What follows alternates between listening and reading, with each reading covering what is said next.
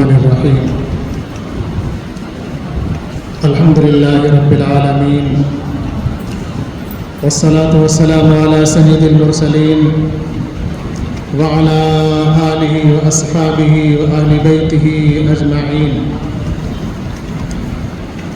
أما بعد أعوذ بالله من الشيطان الرجيم بسم الله الرحمن الرحيم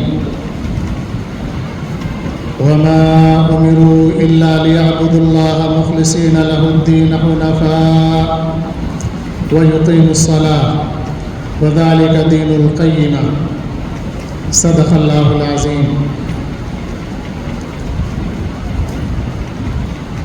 وقال رسول الله صلى الله تعالى عليه وسلم الصلاة من الإيمان كالراس من الجسد أو كما قال صلی اللہ علیہ وسلم. معزز حاضرین، حضرات علماء کرام،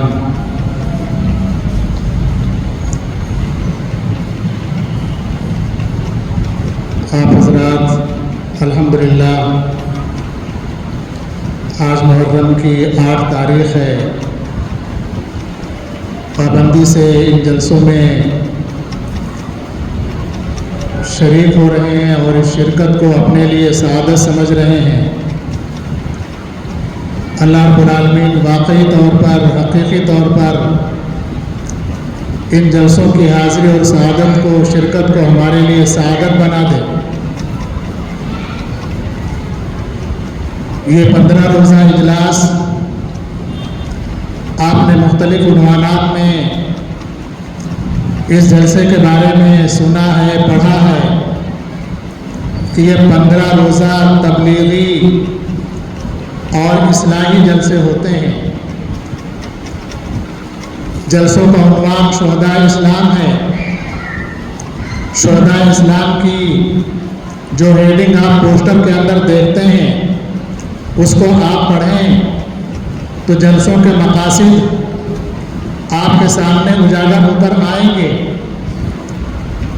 ان جلسوں کا بنیادی مقصد اب تک کے بیانات 8 دن تک، 7 دن تک جو آپ نے سنے اور اس سے پہلے سنتے آئے ہیں، ان کے اندر ان جلسوں کے بنیادی مقاصد کو آپ کے سامنے بیان کیا گیا ہے. وہ 2 لفظوں میں آسانی کے ساتھ سمیٹا جا سکتا ہے، اس کو سمویا جا سکتا ہے. وہ 2 لفظ کیا ہیں؟ بنیادی مقصد کی طرف اشارہ کرنے والے، اصلاح عقائد اور اصلاح اعمال. عقیدہ درست ہو اور اعمال ہمارے اسلامی نہج پر آ جائیں، اسلامی اصول پر ہمارے اعمال تیار ہوں. یہ ان جلسوں کا بنیادی مقصد ہے.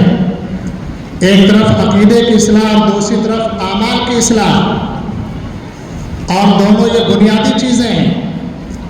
ان میں سے کسی کی طرف سے صرف نظر نہیں کیا جا سکتا. ہم سوچیں کہ ہمارے اعمال بڑے اچھے ہوں، ہم نمازیں بہت قاعدے کی پڑھیں، روزہ ہم بہت پابندی کے ساتھ رکھیں، زکوٰۃ بھی اپنے متعینہ نصاب اور مقدار کے مطابق ادا کرتے رہیں، حج بھی ہم خوب اچھا انجام دیں اور حج کے ارکان کو پورا کر لیں. یہ سارے اعمال ہیں.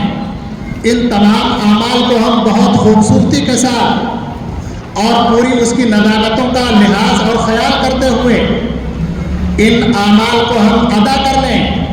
لیکن دوسری طرف اگر ہمارا عقیدہ ڈالوا ڈول ہے، ہمارا عقیدہ کمزور ہے، ہمارے عقیدے کے اندر گھن لگا ہوا ہے، تو یاد رکھیے یہ سارے ہمارے حسین سے حسین تر اعمال، یہ ہمارے خوبصورت سے خوبصورت اعمال، یہ دکھنے والے ہمارے بڑے اچھے اعمال عقیدے کی خرابی کی بنیاد پر، عقیدے کی فساد کی بنیاد پر سب بیکار ہو جائیں گے اور اسی طرح الٹ کر آپ دیکھ لیں، اگر ہمارا عقیدہ بہت اچھا ہے لیکن ہمارے اعمال ہماری زندگی کے اندر عقیدے سے مطابقت نہیں رکھتے ہیں، عقیدہ کچھ ہے اور اعمال کچھ ہیں، تو یاد رکھیں اس طرح یہ فساد عقیدہ یا فساد اعمال ہماری نجات کے لیے کافی نہیں ہے۔ عقیدہ بھی ہمارا درست ہونا چاہیے اور اعمال بھی درست ہونے چاہیے، یہی جلسوں کا بنیادی مقصد ہے۔ حضرت امام علیہ سنت مولانا محمد عبدالشکور صاحب فاروقی نور اللہ مرقدہ کیا لکھتے ہیں اس سلسلے میں؟ عقیدے کی اور اعمال کی مثال دیتے ہوئے، عقیدے اور اعمال کی مثال بالکل ایسی ہے جیسے آپ جڑ کو دیکھتے ہیں، کوئی بھی پیڑ ہوتا ہے، اس پیڑ کے اندر شاخیں بھی ہوتی ہیں، اس پیڑ کے اندر پتے بھی ہوتے ہیں، اس پیڑ کی ٹہنیاں سب چیز آپ کو نظر آتی ہے توانا اور ہری بھری، اور دوسری طرف اس کی جڑ ہوتی ہے۔ اگر اس ہرے بھرے توانا درخت کی جڑوں کو اندر سے کھوکھلا کر دیا جائے، ان جڑوں کے اندر اس درخت کی کیڑا لگ جائے اور جڑوں کو اندر سے کھا کر ختم کر دے، تو آپ بتائیے وہ درخت جس کی بنیاد، جس کی جڑیں کمزور ہو چکی ہیں، وہ اپنے تنے پر کتنے دن کھڑا رہ سکتا ہے؟ اس درخت کی ہریالی اور شادابی کتنے دنوں باقی رہ سکتی ہے؟ ایک دن وہ درخت سوکھ جائے گا، اس کی بنیاد کمزور ہو گئی ہے۔ بالکل یہی حال عقائد کا اور اعمال کا ہے۔ عقیدہ مثل جڑ کے ہے اور اعمال اس درخت کے اوپر لگنے والی، پھلنے پھولنے والی شاخ اور پتوں کی طرح ہے۔ اگر عقیدہ ہمارا درست ہے، عقیدہ ہمارا صحیح سالم ہے، عقیدے کے اندر کوئی فساد اور گڑبڑی نہیں ہے، تو یاد رکھیں اس پر مرتب ہونے والے اعمال ہمارے قابل قبول ہو سکتے ہیں، ورنہ عقیدے کی خرابی کی بنیاد پر ہمارے سارے اعمال بیکار ہو جائیں گے، ختم ہو جائیں گے، ان اعمال کا کوئی ثمرہ ہمیں حاصل نہیں ہو سکتا۔ ہمارے استاد محترم حضرت مولانا عبدالعلیم صاحب فاروقی نور اللہ مرقدہ وبرد مسجدہ، ان کے پیغامات، ان کی تقریریں آپ نے اس سلسلے اور اس عنوان سے بہت سن رکھی ہوں گی، آپ کے ذہن و دماغ کے اندر وہ ساری باتیں تازہ ہیں۔ اللہ رب العالمین حضرت رحمت اللہ علیہ کی قبر کو انوار سے پر کر دے اور ان کی بال بال مغفرت فرمائے، جنت کے اندر اعلیٰ علیین کے اندر ان کو جگہ نصیب فرمائے۔ آج جو میں آپ کے سامنے دو لفظ بول رہا ہوں، قلم کے ذریعے دو چار لفظ لکھ لیتا ہوں، یہ سب کچھ میرے استاد محترم حضرت مولانا کی دین اور ان کا صدقہ ہے۔ بہرحال چند گزارشات آپ کے سامنے پیش کرنی ہے، آپ اس بات کو بنیادی طور پر سمجھ لیجیے، یہ جلسے صرف یاد دہانی کے لیے ہوتے ہیں۔ خدا نخواستہ یہاں بیان کرنے والے علماء، ان جلسوں کا انتظام و احترام کرنے والے یہ ہمارے حضرات گرامی آپ کی طرف سے خدا نخواستہ بدگمان نہیں ہیں، اس طرح کی بدگمانی کہ خدا نخواستہ آپ کا ایمان کمزور ہے، آپ کے اعمال کمزور ہیں، آپ کے عقائد کے اندر کوئی خرابی اور فساد موجود ہے۔ سال بھر کے بعد یہ جو مجلس سجائی جاتی ہے، اس کا مقصد یاد دہانی ہوتا ہے، بار بار اس کا تذکرہ ہوتا رہے اور ہمارے ذہن کے اندر وہ ساری باتیں تر و تازہ رہیں اور اس کے مطابق ہم زندگی گزاریں۔ آپ دیکھیں ایک کاغذ کے اوپر ایک تحریر لکھی جاتی ہے، قلم کے ذریعے سے تحریر لکھ دی گئی، وہ تحریر پرانی ہو گئی، اس تحریر کو کاغذ کو دھوپ میں رکھ دیا گیا، اس کاغذ کے اوپر گرد جم گئی۔ اب اگر اپنے ہاتھ کی لکھی ہوئی تحریر کو آپ تھوڑے دن کے بعد پڑھنا چاہیں تو میرے خیال سے بہت دشواری ہوگی، اس پر گرد جمی ہوئی ہے، تحریر صاف نظر نہیں آتی، وہ دھندلی ہو چکی ہے، دھوپ لگی اور دھوپ کی وجہ سے اس کے حروف، اس کی جو انک اور روشنائی ہے وہ اڑ گئی ہے۔ اب اگر آپ اس تحریر کو پڑھنا چاہتے ہیں تو بڑی زحمت ہوگی، چشمہ لگائیں گے۔ اچھا اگر چشمے سے کام نہیں چلتا تو دوربین کا استعمال کیا جائے گا۔ اپنے ہاتھ کی لکھی ہوئی تحریر کو کاغذ کے اوپر آپ خود نہیں پڑھ سکتے، پریشانی ہوتی ہے اس کے دھندلا ہو جانے کی وجہ سے۔ یاد رکھیں یہی حال ہمارے ایمان کا بھی ہے، ہمارے اعمال کا بھی ہے۔ دنیا کی بہت ساری خرافات، ان کی تفصیلات میں جائے بغیر ان کے اثر سے ہمارا ایمان، ہمارا عقیدہ پروپیگنڈے کی وجہ سے مزمحل ہو جاتا ہے، کمزور ہو جاتا ہے، ہمارا ایمان دھندلا ہو جاتا ہے۔ اس لیے اس طرح کی محفلیں، اس طرح کے جلسے اور اس طرح کی دینی اور اصلاحی مجالس گویا اس کو ریپیٹ کرنے اور اس کو تازہ کرنے کے لیے اور اس کا جو دھندلا پن ہے اس کو مٹا کر روشن اور اجاگر کرنے کے لیے اس طرح کے جلسے منعقد کیے جاتے ہیں۔ یہی اس پروگرام کا اور ان جلسوں کا مقصد ہے۔ یاد دہانی ہوتی رہے، کہیں ایسا نہ ہو ہم سبق بھول جائیں، ہمارا عقیدہ کمزور ہو جائے، اعمال کے لائن سے ہم بالکل کورے ہو جائیں۔ اس لیے یاد دہانی ہوتی رہے، کہیں ان شہزادے جیسا واقعہ اور حال نہ ہو جائے جو اپنا مرد ہونا بھی بھول گئے۔ ایک بادشاہ زادے، شہزادے بادشاہ کے وہاں پیدا ہوئے۔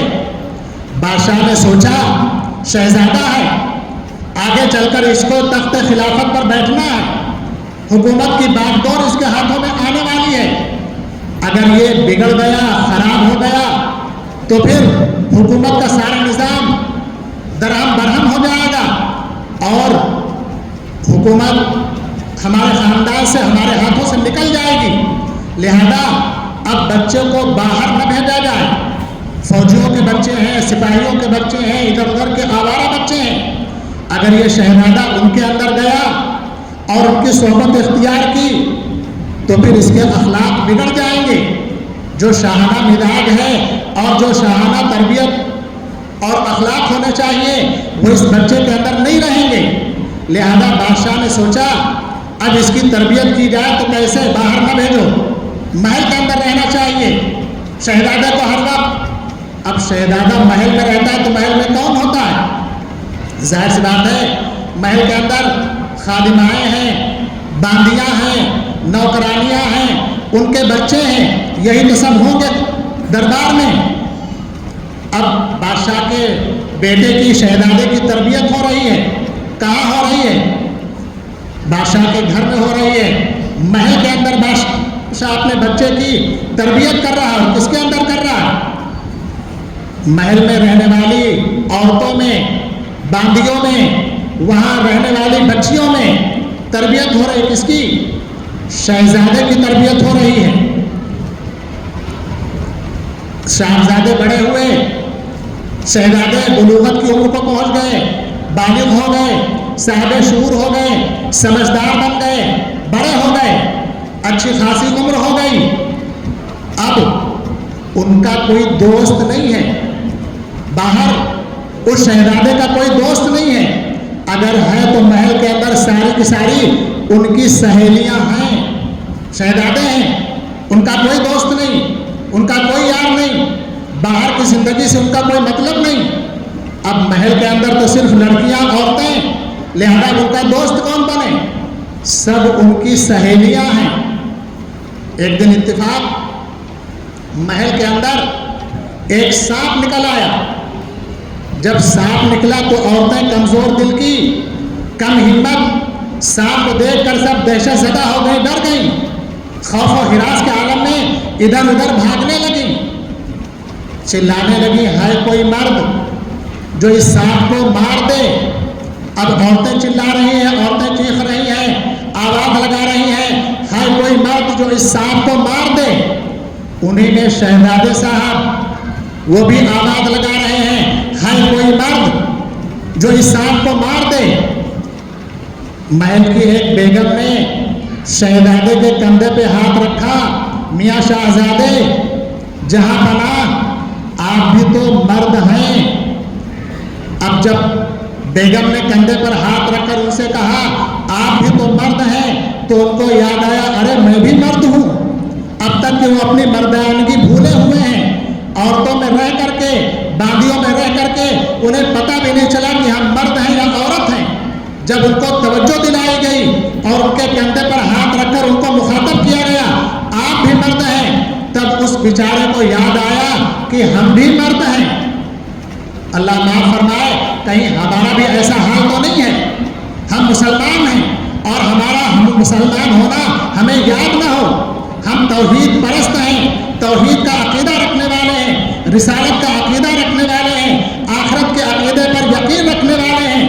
کہیں ایسا تو نہیں ہے یہ بنیادی عقائد ہمارے ذہن و دماغ سے مٹ گئے ہوں, ختم ہو گئے ہوں اور کسی کے یاد دلانے سے ہم کو یاد آئے تو خدا نخواستہ ایسی بات کوئی نہیں ہے. یہاں پر صرف یاد دہانی کرائی جاتی ہے. آپ سبق کو یاد رکھیں اور مسلسل اس پر عمل کرتے رہیں. آپ کو اچھی طرح معلوم ہے میں نے آپ کے سامنے قرآن کریم کی ایک آیت کریمہ تلاوت کی ہے. اللہ رب العالمین نے قرآن پاک میں نماز سے متعلق بہت ساری آیات نازل فرمائی ہیں. حضرت امام اہل سنت مولانا عبدالشکور فاروقی رحمۃ اللہ علیہ کی کتاب سامنے بک اسٹال کے اوپر موجود ہے. اس کا نام ہے کتاب الصلاۃ. اس کتاب کے اندر حضرت رحمۃ اللہ علیہ نے 99 قرآن کی آیتوں سے نماز کی اہمیت, نماز کی فضیلت اور اس کے مسائل اس کتاب کے اندر لکھ کر کے جمع کر دیے ہیں. وہ ہماری ہدایت کے لیے بہت کافی ہے. اگر ہم اس کو پڑھیں گے تو انشاءاللہ بہت فائدہ ہوگا اور نماز کی عظمت ہمارے دل کے اندر بیٹھ جائے گی. بہت سے علماء نے اس سلسلے میں کتابیں لکھی ہیں. ایک بزرگ نے کہا کم از کم قرآن پاک کے اندر نماز سے متعلق 700 مقامات پر نماز کا ذکر آیا ہے. مختلف عناوین سے 700 مقامات پر نماز کا ذکر قرآن میں موجود ہے. 99 آیتیں میں نے آپ کو اشارہ کر دیا اس کتاب کے اندر موجود ہیں. تو عرض کرنے کا مطلب یہ ہے نماز یہ ہماری عملی لحاظ سے ہمارے اعمال کے اندر اہم ترین عبادت ہے.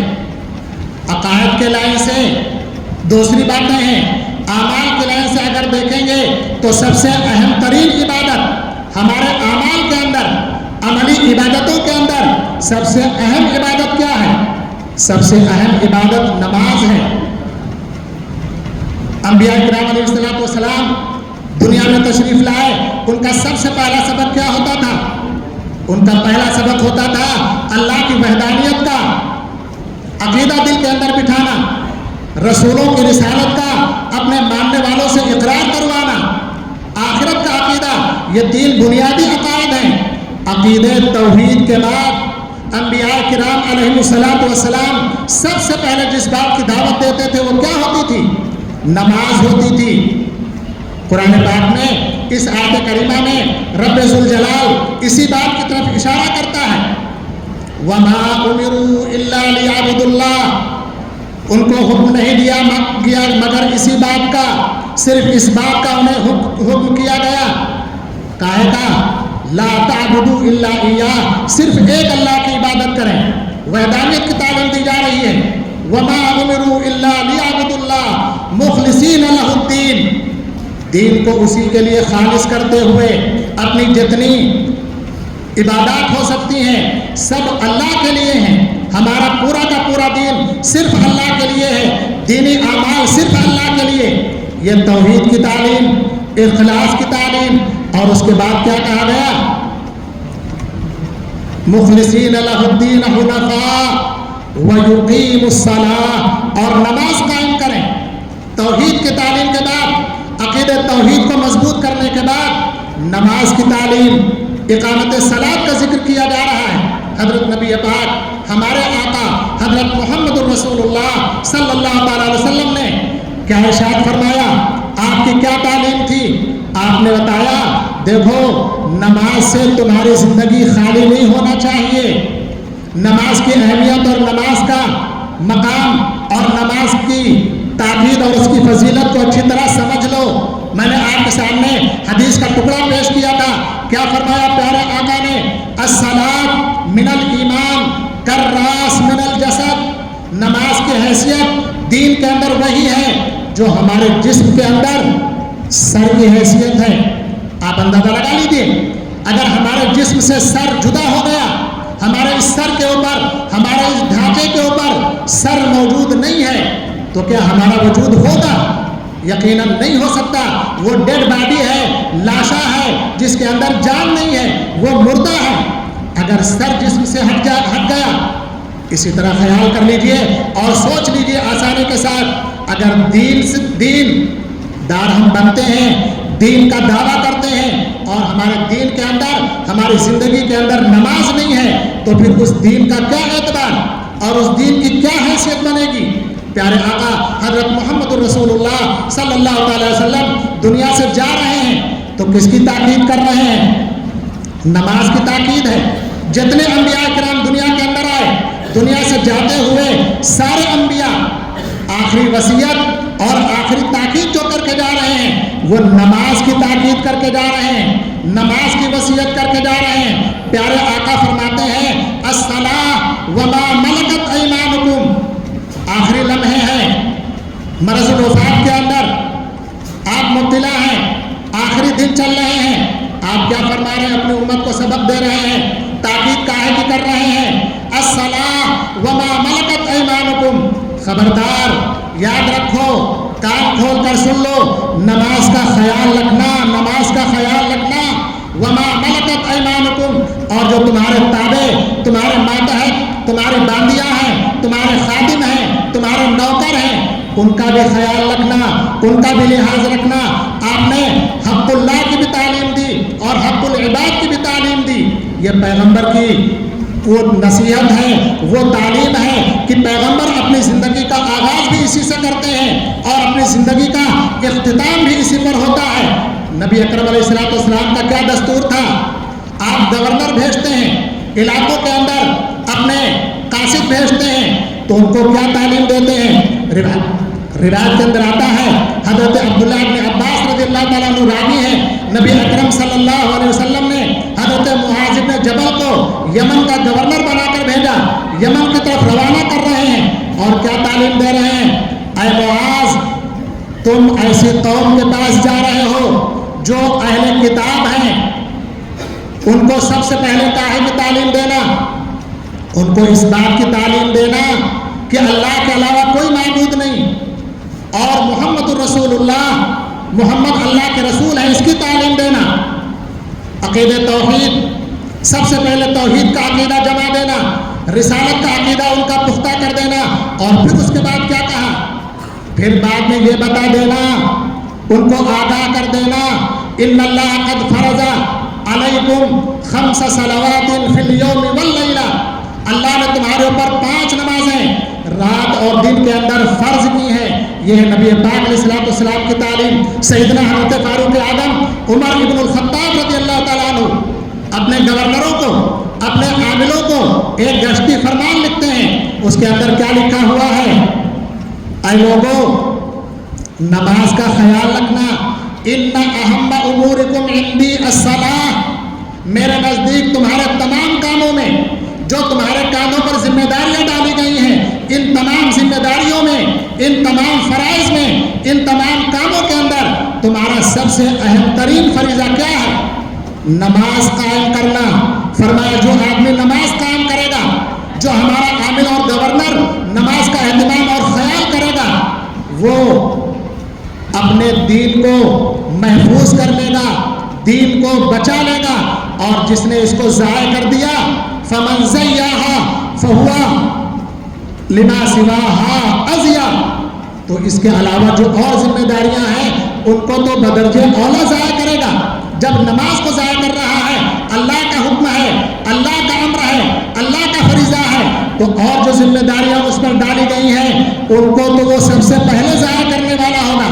فاروق اعظم اسی کی تاکید کر رہے ہیں۔ انبیاء کرام کی تعلیمات میں بھی نماز کا ذکر توحید کے بعد، صحابہ کرام کی تعلیم بھی یہی۔ اللہ اکبر، یہ نماز کی اتنی اہمیت کیوں؟ اس حدیث کی روشنی میں دیکھ لیجئے، اگر نماز نہیں تو دین نہیں، اور نماز اللہ کی کتنی محبوب اور پسندیدہ عبادت ہے۔ جائے. اللہ ہم سب کے دلوں کے اندر نماز کی اہمیت بٹھا دے اور ہم نماز کے پابند بن جائیں. یاد رکھیں اگر نماز ہماری زندگی کے اندر ہے تو ہمارا دین محفوظ ہے, اور اگر نماز نکل گئی ہم دین سے دستبردار ہو گئے, دین ہمارا ختم. الصلاۃ من الایمان کالراس من الجسد. نماز کا ایمان میں وہی حصہ ہے, وہی حیثیت ہے جو ہمارے سر پر, جو ہمارے بدن پر ہمارے سر کی ہوتی ہے. اللہ رب العالمین ہم سب کو عقائد کے لحاظ سے اور اعمال کے لحاظ سے جو اسباق یہاں پڑھائے جاتے ہیں ان کو یاد رکھنے کی توفیق نصیب فرمائے. وما علینا الا البلاغ.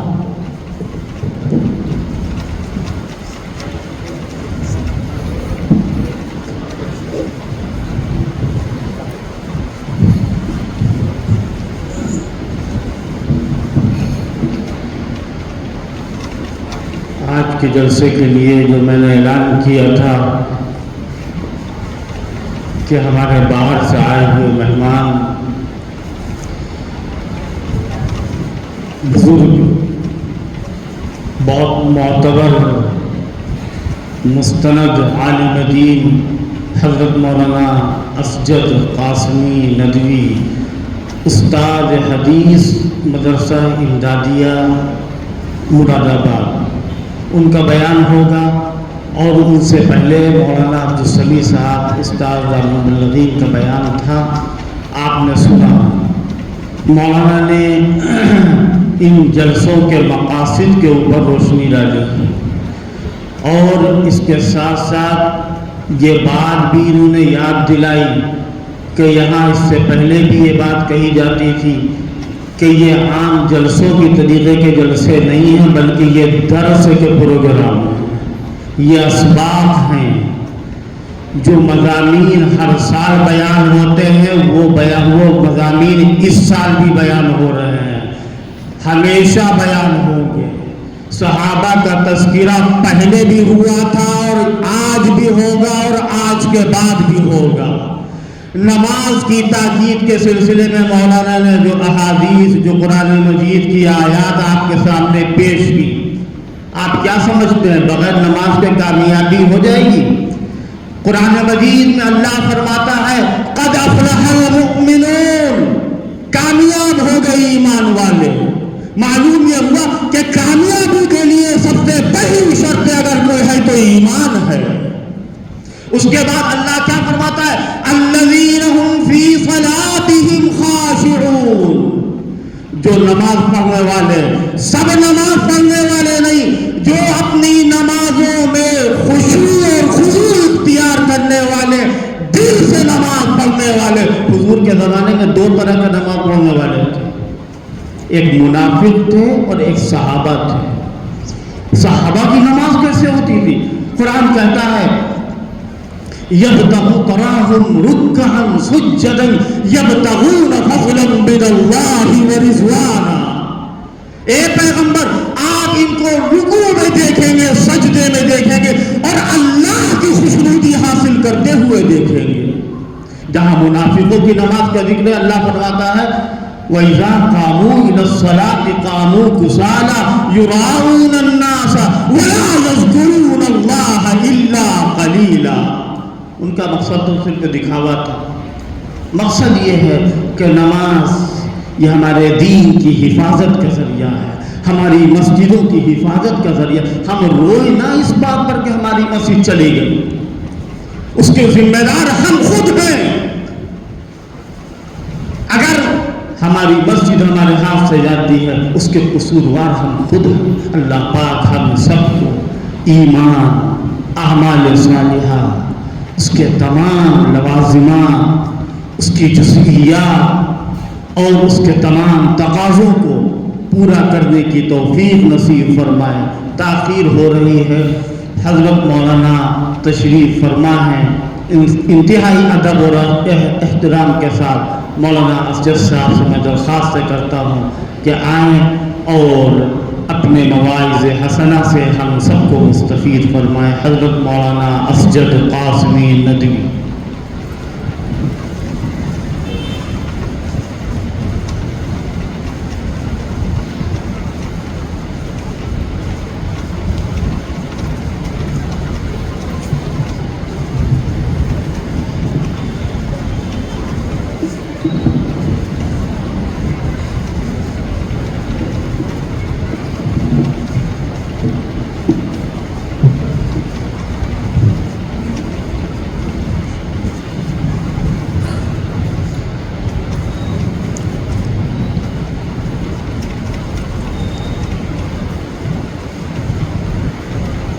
السلام عليكم ورحمة الله تعالى وبركاته.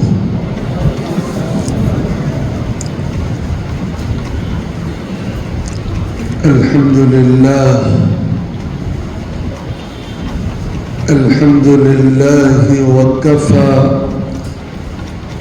وسلام على عباده الذين اصطفى.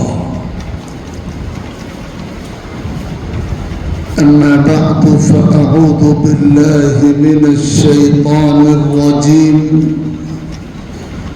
بسم الله الرحمن الرحيم. كتب الله لأغلبن أنا ورسلي إن الله قوي عزيز. لا تجد قوما يؤمنون بالله واليوم الآخر يوادون من حاد الله ورسوله ولو كانوا آباءهم أو أبناءهم أو إخوانهم أو عشيرتهم أولئك كتب في قلوبهم الإيمان وأيدهم بروح منه. صدق الله ربنا العلي العظيم. وقال سيدنا ومولانا محمد صلى الله تعالى عليه وآله وسلم: النجوم أمنة السماء، فإذا ذهبت النجوم أتى السماء ما توعد. وأنا أمنة أصحابي، فإذا ذهبت أتى أصحابي ما يوعدون. وأصحابي أمانة لأمتي،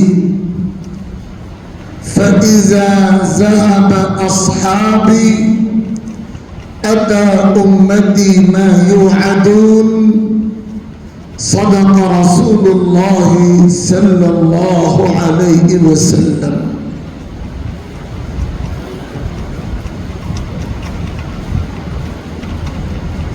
حضرات علماء کرام،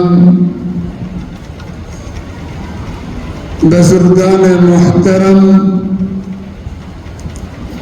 برادران اسلام اور اس بابرکت پاکیزہ ترین سلسلہ اجلاسات کو سننے کی سعادت حاصل کرنے والی خواتین،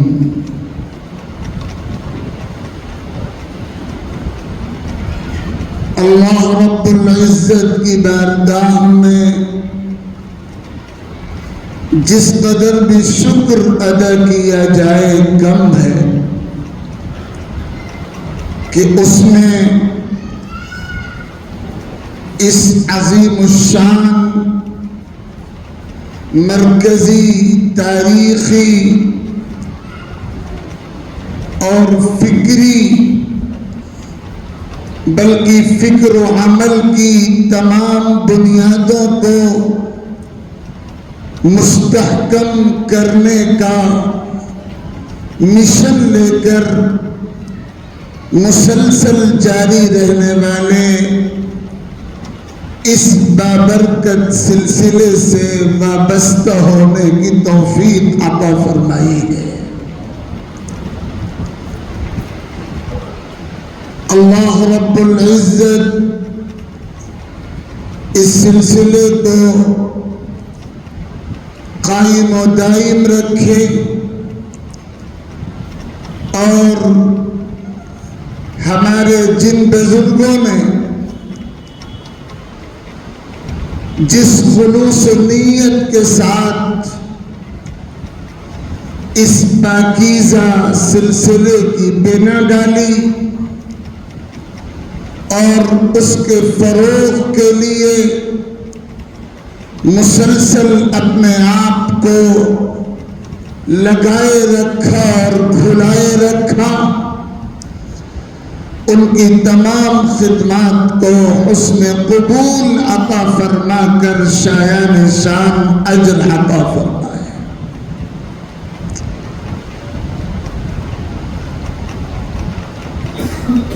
اس حقیقت میں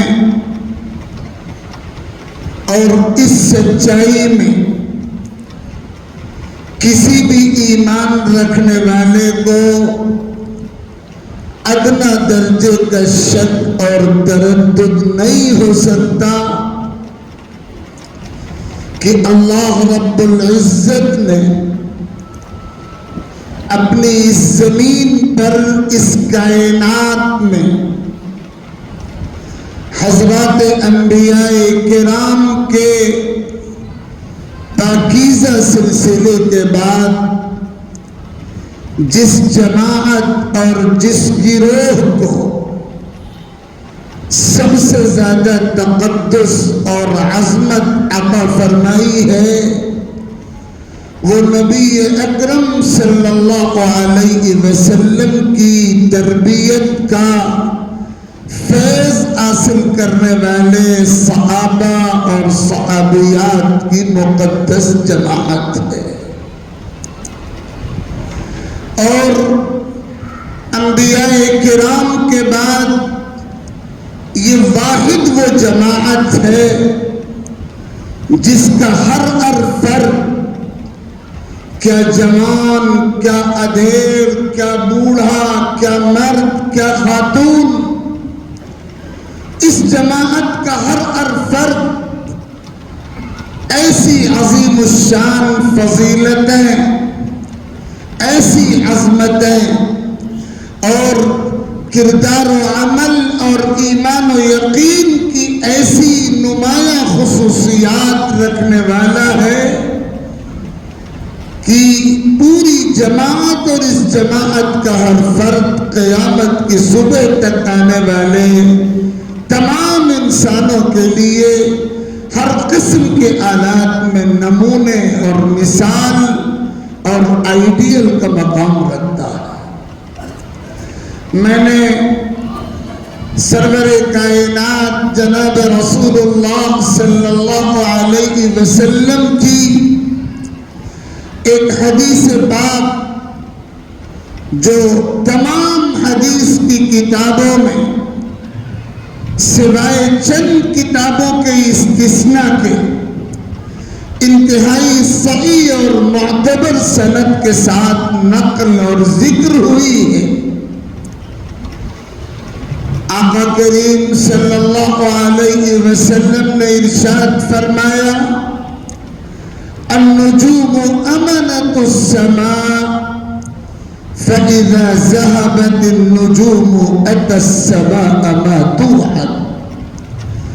آسمان پر چمکنے والے ستارے آسمان کے محافظ ہیں، اور جب یہ ستارے ختم ہو جائیں گے، بے نور ہو جائیں گے، تو آسمان سے اللہ کا وعدہ پورا ہو جائے گا، یعنی قیامت قائم ہو جائے گی۔ اور اگلے جملے میں ارشاد فرمایا، وَأَنَا أَمَنَةُ أَصْحَابِي۔ آقا کریم علیہ الصلاۃ والسلام اپنی طرف اشارہ کر کے فرما رہے ہیں، میں اپنے صحابہ کی جماعت کا محافظ ہوں۔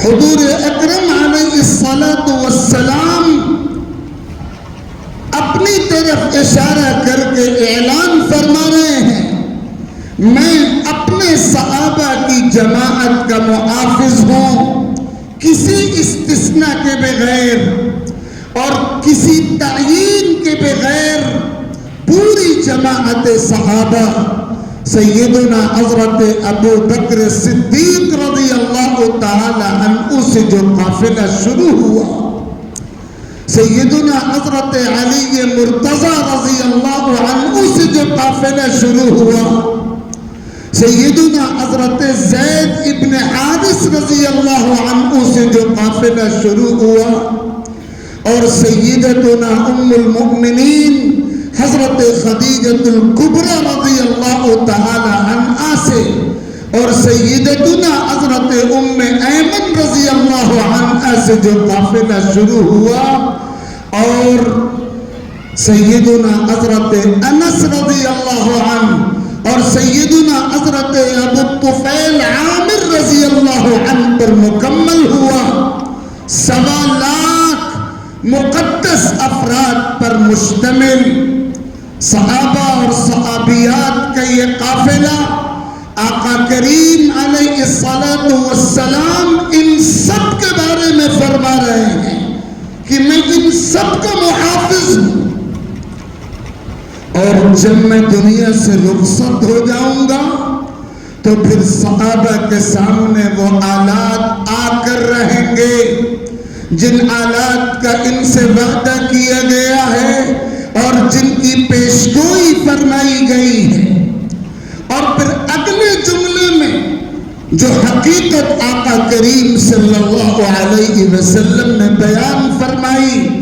اور جس حقیقت کو پوری امت کے شعور میں اور پوری امت کے لاشعور میں اس طرح پیوست کر دینا اور اس طرح مستحکم کر دینا کہ اس کے خلاف جتنے بھی طوفان نظریات کے کھڑے ہوں وہ اپنی موت مر جائیں، اس سلسلے وار اجلاس کا بنیادی مشن رہا ہے جس میں شرکت کی سعادت اللہ تعالیٰ نے آپ کو عطا فرمائی ہے۔ آقا کریم علیہ السلام فرما رہے ہیں اصحابی امانت لامتی، میرے صحابہ میری امت کے محافظ ہیں، صحابہ سے تعلق کے بغیر امت کا ایمان، امت کا یقین، امت کا عقیدہ، امت کا کردار آگے بڑھ کے امت کی عظمت، امت کی عزت، امت کا غلبہ، امت کی سرخروئی محفوظ نہیں رہ سکتی۔ صحابہ امت کے محافظ ہیں، امت کا رشتہ عقیدت کا رشتہ، عظمت کا رشتہ، احترام کا رشتہ، اطاعت کا رشتہ، نقش قدم کی پیروی کا رشتہ، فریفتگی اور گرویدگی اور والہانہ تعلق کا رشتہ، یہ اٹوٹ وابستگی اگر صحابہ سے قائم ہے تو امت کا ایمان بھی محفوظ ہے، کردار بھی محفوظ ہے، امت اللہ کے حفظ و امان کے رحمتوں کے سائے میں رہے گی، اور تاریخ کے جس دور میں امت کے جو افراد اور امت کے جو گروہ جس تناسب سے صحابہ سے رشتہ کمزور کرتے رہے، اللہ تعالیٰ کی حفظ و امان کے سائے سے محروم ہوتے چلے گئے۔ صحابہ امت کے ایمان و کردار کے محافظ ہیں، اور جب صحابہ ایک ایک کر کے رخصت ہو جائیں گے تو پھر امت کے سامنے وہ آزمائشوں کے آلات، وہ فتنوں کے آلات، وہ خطرناک و خوفناک حالات آ کر رہیں گے جن حالات کا، جن فتنوں کا، جن آزمائشوں کا اس امت سے وعدہ کیا گیا ہے۔ اور اسی لیے اللہ رب العزت نے اپنی کتاب قرآن مقدس میں ایک دو مقامات پر نہیں بلا مبالغہ 10 مقامات پر نبی اکرم صلی اللہ علیہ وسلم کی تیار کی ہوئی جماعت صحابہ کی خصوصیات کا، ان کے امتیازات کا، ان کے ایمان کا، ان کی ایمانی پختگی کا، ان کے یقین کے استحکام کا، ان کے عقیدے کی مضبوطی کا، ان کی فکری پختگی کا، ان کے عملی صلاح و تدین کا، ان کے تقوی کا، ان کی پرہیزگاری کا، ان کے ایثار کا، ان کے مجاہدوں کا، ان کی خدمات کا، ان کی حیات و سیرت کے روشن اور نمونہ بننے والے پہلوؤں کا کہیں اشاروں میں اور کہیں صراحتوں میں بار بار تذکرہ فرمایا ہے۔ اور یہ تذکرہ برائے تذکرہ نہیں ہے، یہ تذکرہ میری اور آپ کی اور صبح قیامت تک آنے والے تمام انسانوں کی رہبری کے لیے ہے۔ میں خاص طور پر آج کی اس مجلس میں مختصر سے وقت میں جو بات بہت فکر و درد کے ساتھ آپ کی خدمت میں عرض کرنا چاہتا ہوں، صحابہ کرام کی سیرت، صحابہ کرام کی حیات، وہ صحابہ جو مہاجرین پر، انصار پر، شہداء پر، قربانیاں پیش کرنے والوں پر، دین کی دعوت دینے والوں پر مشتمل جماعت، اس جماعت میں انصار بھی ہیں، مہاجرین بھی ہیں، معلمین بھی ہیں، مبلغین بھی ہیں، دعوتی فکر رکھنے والے بھی ہیں، اصلاح و تزکیے کا مشن سنبھالنے والے بھی ہیں، راہ حق میں جانوں کی قربانی پیش کرنے والے اور پیش کرنے کو سعادت سمجھنے والے مقدس افراد بھی ہیں۔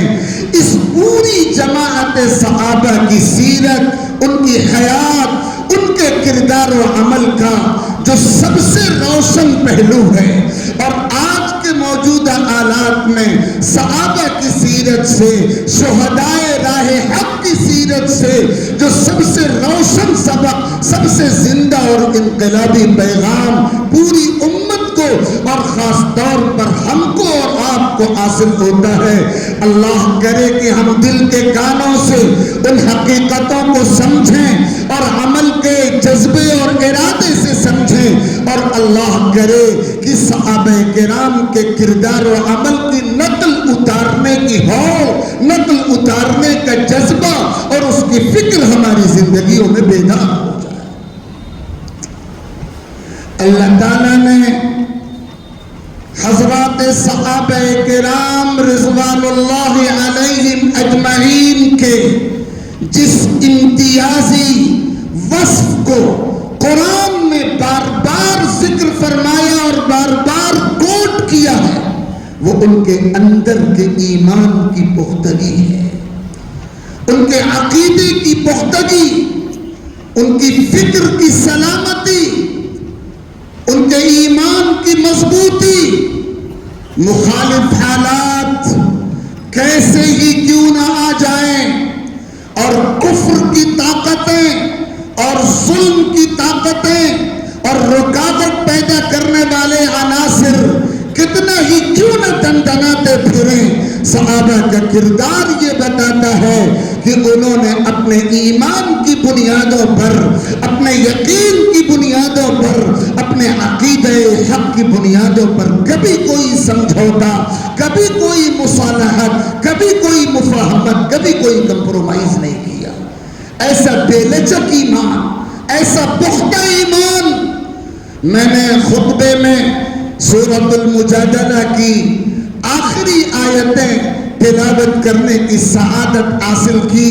اللہ تعالیٰ نے ان آیات میں صحابہ کرام کی ایمانی قوت کو چیلنج کے انداز میں اور عجیب و غریب تیور میں بیان فرمایا۔ كتب الله لأغلبن أنا ورسلي إن الله قوي عزيز۔ اللہ تعالیٰ نے بالکل طے کر دیا ہے اور بالکل ڈکلیئر اور کنفرم کر دیا ہے کہ بس میں غالب آؤں گا اور میرے رسول غالب آئیں گے۔ طے کر دیا گیا اور اعلان کر دیا گیا کہ اس کائنات میں صرف اللہ کا نظام اور اللہ کے رسولوں کا نظام ہی غالب آ کر رہے گا۔ دوسرے نظام اور دوسرے نظاموں کے حاملین، دوسرے نظاموں کے نمائندے اچھل کود دکھائیں گے، وقتی شان و شوکت کا مظاہرہ کریں گے، لیکن ان کو جھاگ کی طرح دبا دیا جائے گا۔ مقدر صرف حق کا ہے، مقدر صرف اللہ اللہ کے نظام کا ہے، مقدر صرف رسول اللہ صلی اللہ علیہ وسلم کے نظام کا ہے، وہی غالب آ کر رہے گا۔ اللہ کو طاقت بھی حاصل ہے، اللہ کو غلبہ بھی حاصل ہے۔ اس تمہید کے بعد اگلی آیت میں اللہ تعالیٰ نے حضرات صحابہ کا اور ان کی قوت ایمانی کا ذکر فرمایا، اور جو الفاظ اللہ تعالیٰ نے استعمال فرمائے وہ عجیب چیلنج کے انداز ہیں۔ ایسا تیور قرآن میں ایک آدھ جگہ ہی اللہ تعالیٰ کا نظر آتا ہے، لا تجد قوما یؤمنون باللہ والیوم الآخر۔ آپ تلاش کر کے بھی صحابہ جیسا ایمان رکھنے والا گروہ نہیں لا سکتے، تلاش کر کے بھی پوری طاقت صرف کر دی جائے، جستجو میں انسان لگ جائے، لیکن وہ ایسی کوئی جماعت نہیں پیش کر سکتا جس کا ایمان صحابہ کے ایمان سے پختہ ہو، جس کا یقین صحابہ کے یقین سے مستحکم ہو۔ یوادون من حاد اللہ ورسولہ، یہ کبھی باطل سے سمجھوتا نہیں کر سکتے۔ حق کے مشن کے خلاف جو بھی کھڑا ہوگا اس سے کبھی کوئی وابستگی، اس کے ساتھ کبھی کوئی دوستی، اس کے ساتھ کبھی کوئی یارانہ، اس کے ساتھ کبھی کوئی مصالحت، اس کے ساتھ کبھی بھی کوئی لچک والا موقف حضرات صحابہ اختیار نہیں کر سکتے۔ اولئک کتب فی قلوبہم الایمان، یہ وہ لوگ ہیں جن کے دلوں میں اللہ نے ایمان کا نقش جما دیا ہے، وَأَيَّدَهُمْ بِرُوحٍ مِّنْهُ، اور اللہ نے ان کو اپنے فیض سے قوت عطا کر دی ہے۔ یہ صحابہ کا ایمان کامل جس کا ذکر قرآن کی اس آیت میں بھی اور اس کے علاوہ دسیوں آیتوں میں اللہ تعالیٰ نے فرمایا۔ اور پھر احادیث نبویہ اگر دیکھی جائیں اور خود صحابہ کے اپنے اقوال اگر دیکھے جائیں، اور اپنے تو اپنے ہیں، اگر غیروں کی شہادتیں دیکھی جائیں، صحابہ کرام کے ایمان کی پختگی اور ان کے یقین کی قوت کا اعتراف ہر اس شخص کو ہے جس نے صحابہ کے اس کردار کو اور صحابہ کے اس انداز کو دیکھنے کا شرف حاصل کیا تھا۔ حضرت عبداللہ ابن عمر رضی اللہ تعالی عنہما صحابہ کی مقدس جماعت کے ایک فرد ہیں۔ ان کا یہ جملہ تاریخ و سیرت کی کتابوں میں بار بار نقل ہوتا ہے۔ جب ان سے صحابہ کے بارے میں سوال کیا گیا تھا، صحابہ کے کردار و عمل اور ایمان و یقین کی بابت استفسار کیا گیا تھا، تو ان کا جواب تھا الایمان فی قلوبہم اعظم من الجبل۔ صحابہ کے دلوں کا ایمان پہاڑ سے بھی زیادہ مضبوط تھا، صحابہ کے دلوں کا ایمان پہاڑوں سے بھی زیادہ مضبوط تھا۔ کیسا ہی طوفان آ جائے ان کے ایمان میں کوئی ڈگمگاہٹ پیدا نہیں ہوتی تھی، ان کے یقین میں کوئی لرزش اور کوئی کمزوری پیدا نہیں ہوتی تھی۔ ہر طرح کے حالات کا ایمانی قوت کے ساتھ مقابلہ کرنا ان کا امتیاز تھا۔ صحیح البخاری میں بار بار اس مفصل حدیث کا ذکر آیا ہے جب حضور اکرم علیہ السلام نے حدیبیہ کی صلح سے فارغ ہونے کے بعد دنیا کے مختلف بادشاہوں اور فرما رواؤں کو دعوتی خطوط روانہ فرمائے۔ اس زمانے میں روم کی حکومت جو عیسائیوں کی حکومت تھی، انتہائی طاقتور حکومت سمجھی جاتی تھی، اور اس حکومت کا فرما روا وہ شخص تھا جس کو قیصر روم کا لقب حاصل تھا اور جس کا نام ہرقل تھا۔ حضور اکرم علیہ السلام نے اس کو دعوتی خط لکھا، اور جب آقا کا خط اس کے پاس پہنچا تو خط پڑھ کر وہ چونک چونک اٹھا، اور اس کے بعد مکہ المکرمہ سے تجارت کے ارادے سے اس علاقے کا ان دنوں سفر کرنے والے مشرکین مکہ کے ایک گروہ جس کی قیادت حضرت ابو سفیان رضی اللہ عنہ کر رہے تھے، جو ابھی مسلمان نہیں ہوئے تھے. یہ واقعہ ہے محرم الحرام سن 7 ہجری کا، ہجرت کا 7واں سال ہے اور محرم الحرام کا مہینہ ہے.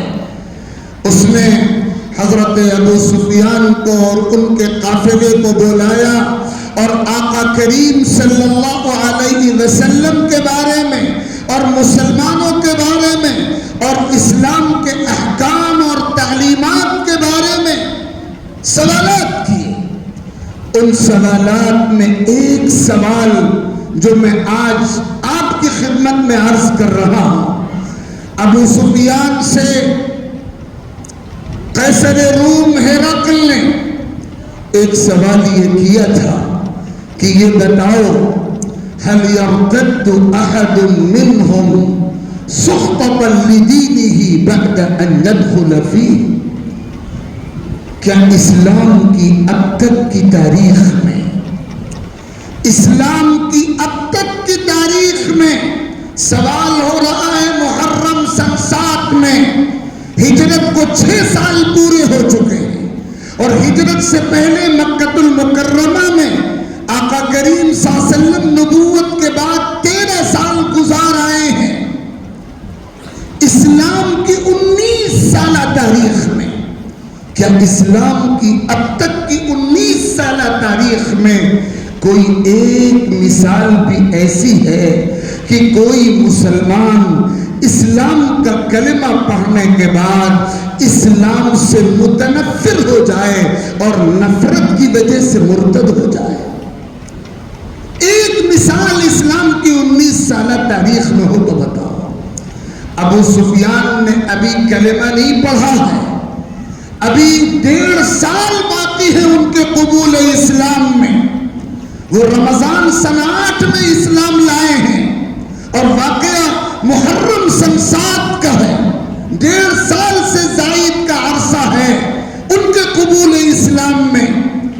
وہ چاہتے تو کوئی منفی جواب دے سکتے تھے، بعد میں جو ہوتا دیکھا جاتا، لیکن اللہ نے ان کو کفر کے زمانے میں سچائی پر قائم رکھا. ان کا جواب تھا نہیں. اسلام کی 19 سالہ تاریخ میں کوئی ایک مثال ڈھونڈنے سے بھی ایسی نہیں ملتی کہ کوئی مسلمان اسلام میں داخل ہو گیا ہو اور پھر اسلام سے نفرت کی وجہ سے مرتد ہوا. اس جواب کو سن کر ہرقل نے، جو عیسائی ہے، غیر مسلم ہے اور اسلام دشمن ہے، اس کا تبصرہ سنیے اور صحابہ کی عظمت کا تصور کیجئے. ہرقل کا تبصرہ تھا وَكَذَلِكَ الْإِيمَانِ حِينَ تُخَالِطُ بَشَاشَتُهُ الْقُلُوبُ. ایمان کا یہی رنگ ہوتا ہے جب ایمان کا اطمینان دلوں میں رچ بس جاتا ہے، انسان کے جسم کے ریشے ریشے میں پیوست ہو جاتا ہے، تو پھر یہی رنگ ہوتا ہے. دنیا ادھر کی ادھر ہو جائے، حالات کیسے ہی کچھ کیوں نہ ہو جائیں، انسان ایمان سے دستبردار ہونے کو تیار نہیں. یہ کردار اے صحابہ کے ایمان کا، یہ کردار آئینہ ہے، آئینہ ہے. آپ اس مجلس میں صرف اس لیے نہیں تشریف لاتے اور آپ کو اس لیے نہیں بلایا جاتا کہ آپ عظمتوں کی ایک داستان پارینہ، ماضی کی عظمتوں کی تاریخ کے بیانیے کے طور پر، تاریخ کے ریکارڈ کے طور پر سن لیں اور چلے جائیں. جی نہیں، آپ کی یہاں آمد اس لیے ہوتی ہے کہ آپ وہ زندہ پیغام اپنے سینوں میں امانت بنا کر لے جائیں، جو زندہ پیغام صحابہ کی زندگیوں سے نکلتا ہے، صحابہ کی سیرت سے نمودار ہوتا ہے، صحابہ کے کردار سے ظاہر ہوتا ہے. صحابہ کا یہ ایمانی کردار آج کے حالات میں ہمارے لیے نمونہ ہے. ہم نام لے رہے ہیں صحابہ کا، ہم گن گا رہے ہیں صحابہ کی عظمتوں کے، ہم ذکر کر رہے ہیں خیر کے ساتھ شہدائے اسلام کا. کیا ہمیں یہ نہیں دیکھنا چاہیے کہ وہ ایمان کی کتنی بلندیوں پر تھے اور ہم کیسی پستیوں میں آ گئے؟ انہوں نے ایمان کی حفاظت کے کیسے جتن کیے اور ہم کیسی غفلتوں میں مبتلا ہو گئے. انہوں نے اپنی نسلوں کی ایمان پر کیسے تربیت کی اور ہم اپنی نسلوں کو اپنے ہاتھوں ضائع کر رہے ہیں اور کفر کی خندقوں میں اور کفر کے اندھے کنووں میں ڈالنے کے مجرم بن رہے ہیں. ہمیں جائزہ لینا ہوگا. جو قوم اپنے کردار کا، اپنے حال کا، اپنے طرز عمل کا منصفانہ اور دیانتدارانہ اور بے لاگ بلکہ آگے بڑھ کر بے رحم جائزہ لیتی ہے، اسی قوم کو اصلاح کی توفیق میسر ہوتی ہے. آپ صحابہ کے کردار کو آئینہ بنائیے اور اس آئینے میں اپنے کردار کا چہرہ دیکھیے. صحابہ کے کردار کے آئینے میں ہم اپنے کردار کا چہرہ، اپنے کردار کا رخ دیکھیں. وہ کتنی بلندیوں پر تھے اور ہمارا حال کیا ہے. انہوں نے اپنی اولاد کی تربیت میں کوئی کسر نہیں چھوڑی، اپنی اولاد کے دلوں میں ایمان رچایا اور بسایا. انہوں نے سب سے پہلا سبق اپنی اولاد کو، اپنے اہل خانہ کو، اپنے بچوں کو، اپنی بچیوں کو یہی پڑھایا تھا کہ اس کائنات میں ایمان سے بڑھ کر پاکیزہ کوئی دولت نہیں اور کفر سے بڑی اور شرک سے بڑی اور عقیدے کے بگاڑ سے بڑی کوئی گندگی اور کوئی غلاظت نہیں. انہوں نے یہ پڑھایا تھا اپنی اولاد کو. ہم جائزہ لے کے ہم یہ سبق اپنی اولاد کو پڑھا رہے ہیں. کیا ہم نے یہ سبق اپنے بال بچوں کو پڑھایا؟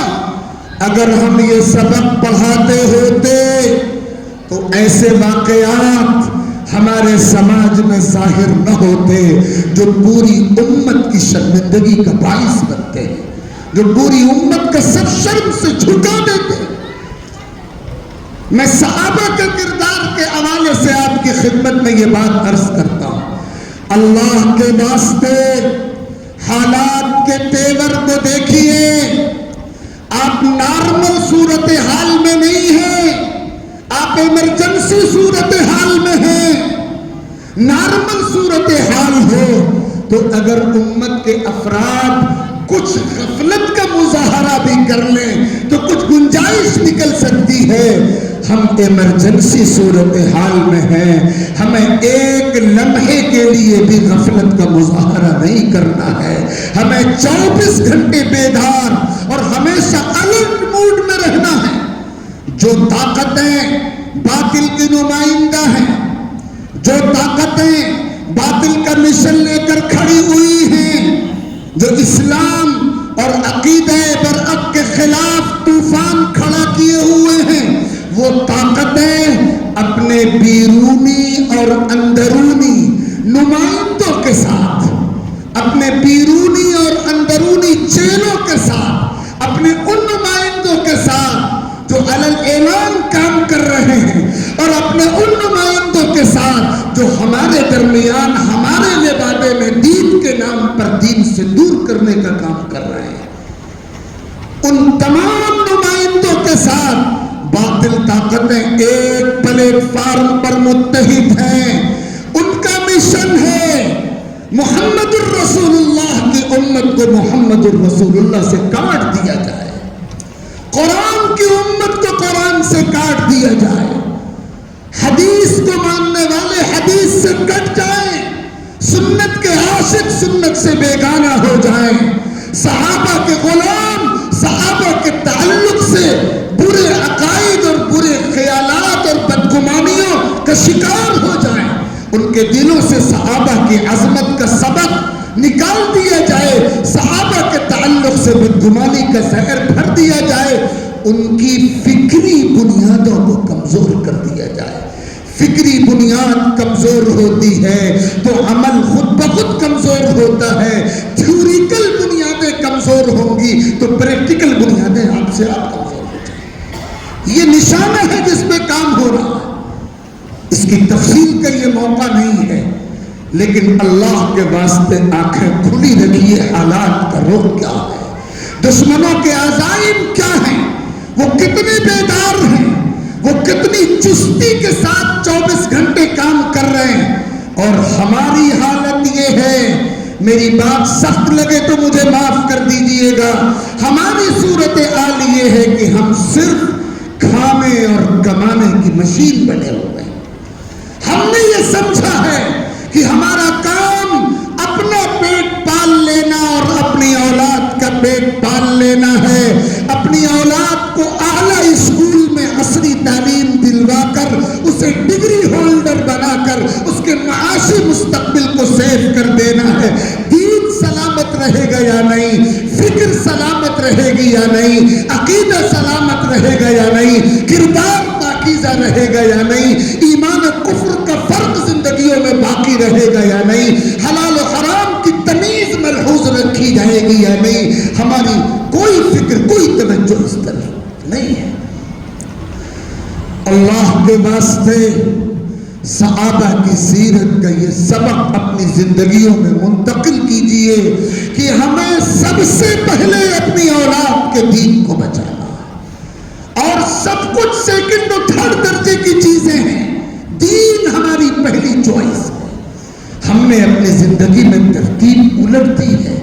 ہم نے تعلیم کو، ہم نے ڈگری کو، ہم نے دولت کو پہلے مرحلے میں رکھا ہے.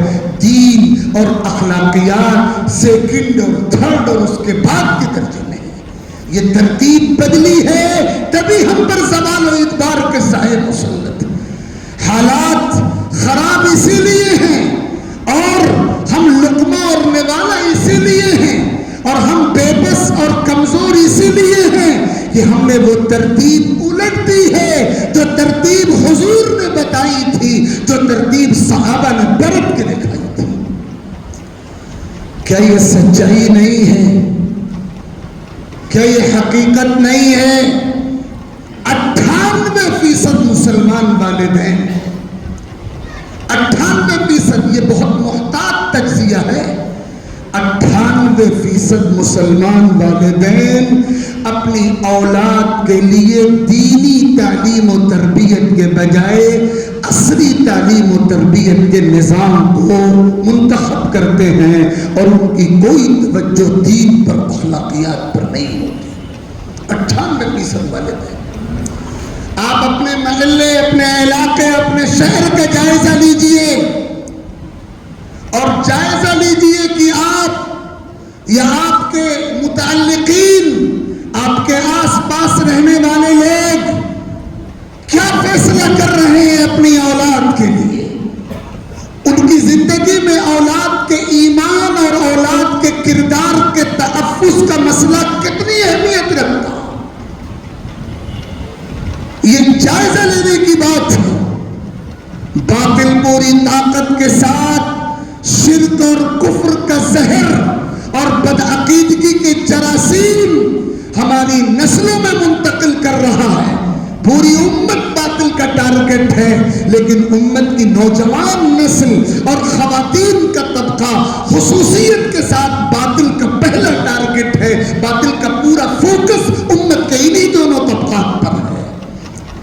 نتیجہ ہمارے آپ کے سامنے ہے، اس کے ذکر کی ضرورت نہیں ہے. مجھے جہاں موقع ملتا ہے میں یہ بات خاص طور پر عرض کرتا ہوں کہ ان حالات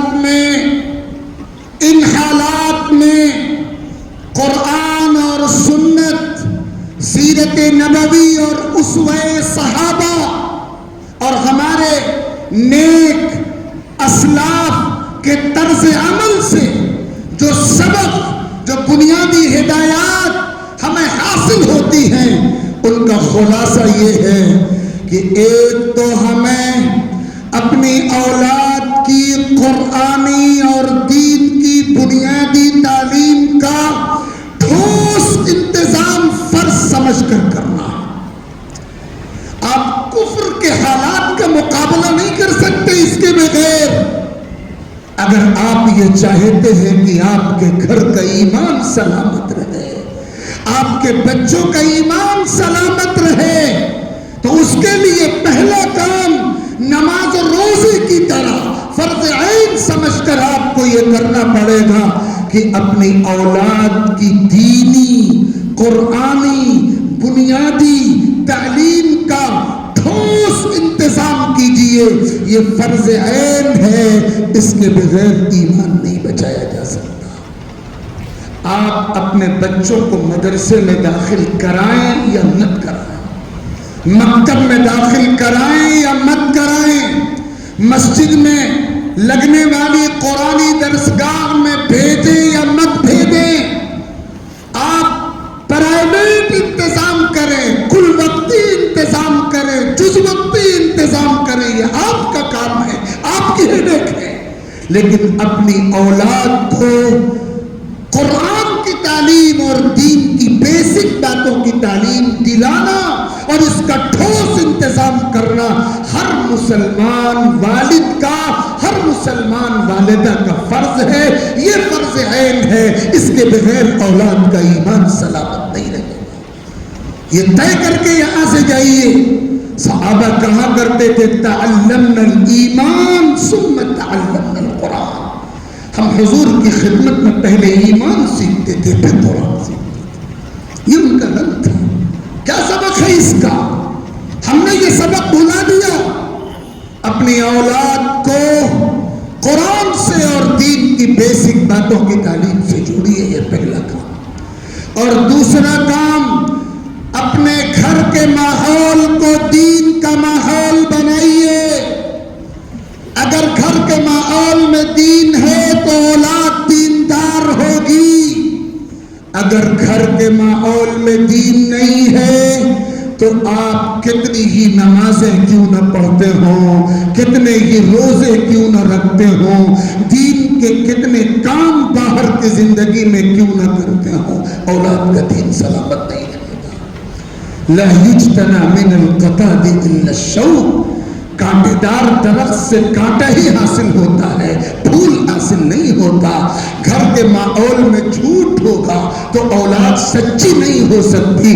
گھر کے ماحول میں بددیانتی ہوگی, اولاد دیانتدار نہیں ہو سکتی. گھر کے ماحول میں بے حیائی ہوگی, اولاد حیادار نہیں ہو سکتی. اگر گھر میں دین ہے تو اولاد دیندار ہوگی, اگر گھر میں دین نہیں ہے تو اولاد دیندار نہیں ہوگی. اپنے گھروں کا ماحول دین کا ماحول بنانا پڑے. اور تیسری اور آخری بات, اگر آپ نے اپنی اولاد کے لیے, اپنے بچوں کے لیے, اپنی بچیوں کے لیے عصری نظام تعلیم سے وابستہ کرنے کا, اسکول اور کالج میں داخل کرنے کا فیصلہ کیا ہے, تو اللہ کے واسطے آپ کی ڈیوٹی ہے کہ آپ اسکول اور کالج کو منتخب کرتے وقت اپنے ایمان کی نگاہ سے, کاروباری نگاہ سے نہیں, مفاد پرستانہ نگاہ سے نہیں, مادیت پرستانہ نگاہ سے نہیں, اپنے ایمان کی نگاہ سے دیکھیے کہ کون سا اسکول, کون سا کالج آپ کے بچوں اور آپ کے بچیوں کے ایمان و اخلاق کو بچانے والا ماحول فراہم کرتا ہے, اور کون سا اسکول و کالج آپ کے بچوں اور بچیوں کے ایمان کو مٹانے والا ماحول فراہم کرتا ہے. آپ ایمان کی آنکھ سے دیکھیں گے تو نظر آئے گا ایک طوفان ہے ایسے عصری تعلیمی اداروں کا. ان کا مینجمنٹ کوئی بھی ہو, ان کا میڈیم کوئی بھی ہو, اس سے بحث نہیں ہے. ایسا کورس, ایسا طریقہ تعلیم, کلچرل پروگراموں کا ایسا سسٹم ہے کہ کفر اور شرک اور بدعقیدگی کا زہر اور اس کے جراثیم نسلوں میں منتقل کیے جا رہے ہیں. آپ دیکھیے ایمان کی آنکھ سے, آپ جائزہ لیجئے اسکول منتخب کرتے وقت کہ ایمان بچے گا یا نہیں, اخلاق بچیں گے یا نہیں, کردار پاکیزہ رہے گا یا گدلا ہو جائے گا؟ ہمارا حال تو یہ ہے کہ جب ہم اپنے بچوں کے لیے اسکول اور کالج کا انتخاب کرتے ہیں تو ہماری نگاہ اس پر ہوتی ہے کہ ہمارے شہر میں، ہمارے علاقے میں، ہمارے خطے میں شہرت کس اسکول اور کالج کی ہے، ریپوٹیشن کس کی اچھی ہے، رینکنگ کس کی اعلیٰ ہے، نتیجہ رزلٹ کس کا اچھا ہے، ہماری نگاہ اس پر ہوتی ہے۔ کاش ہم ایمان کی نگاہ سے دیکھتے تو سب سے پہلے ہم یہ دیکھ رہے ہوتے کہ ہمارے بچوں بچیوں کا ایمان یہاں بچے گا یا نہیں، کردار یہاں بچے گا یا نہیں۔ اللہ کے واسطے اسکولوں اور کالجوں کا انتخاب کرتے وقت اور کسی چیز کو بعد میں دیکھیے، سب سے پہلے اس کو دیکھیے کہ اولاد کا ایمان اور کردار وہاں سلامت رہے گا یا نہیں۔ یہ ایمان کی حفاظت کے لیے وہ بنیادی پیغامات ہیں جو حضرات صحابہ کرام کے کردار و عمل سے ہم کو ملتے ہیں۔ اللہ رب العزت ان متفرق گزارشات کو قبول فرمائیں اور اس اجلاس کو اور اس پورے سلسلے کو قبول فرمائیں اور اس اجلاس کے منتظمین کو جزائے خیر عطا فرمائیں۔ جو کچھ کہا اور سنا گیا اس پر عمل کی توفیق مرتبط فرمائیں۔ آمین وآخر دعوانا ان الحمد للہ رب العالمین۔ جزاک اللہ۔ مولانا نے بہت ہی کامیاب باتیں بیان فرمائی، اللہ تعالی ہم سب کو عمل کی توفیق نصیب فرمائے۔ دعا ہوگی اور دعا سے پہلے یہ اعلان ہے کہ کل انشاءاللہ تعالی باہر کا کوئی مقرر نہیں ہے، سالہائے گزشتہ کی طرح شہادت کے موضوع پر اور واقعہ کربلا کے سلسلے میں جو اہم اور ہدایات ہیں اور ان کے سلسلے میں جو صحیح عقیدہ، موقف اور اہل سنت والجماعت کا نظریہ ہے وہ آپ کے سامنے پیش کیا جائے گا۔ کوشش کریے یہ جلسوں کا جو سلسلہ چل رہا ہے یہ زیادہ سے زیادہ کامیاب ہو اور لوگوں کی تعداد بڑھے، اپنے اپنے محلوں کی مسجدوں میں اعلان کیا جائے۔ یہ ایک تاریخی اجلاس ہیں، اللہ تعالیٰ ان کو قبولیت عطا فرمائے اور مولانا کی باتوں پر ہمیں عمل کرنے کی توفیق نصیب فرمائے۔ اور اس کے بعد بھی جب پرسوں کا اعلان کل انشاءاللہ کیا جائے گا حضرت مولانا سید ارشد مدنی دامت برکاتہم کے سلسلے میں جو ان سے بات چیت چل رہی ہے، اللہ تعالیٰ کی ذات سے قوی امید ہے کہ وہ تشریف لائیں گے۔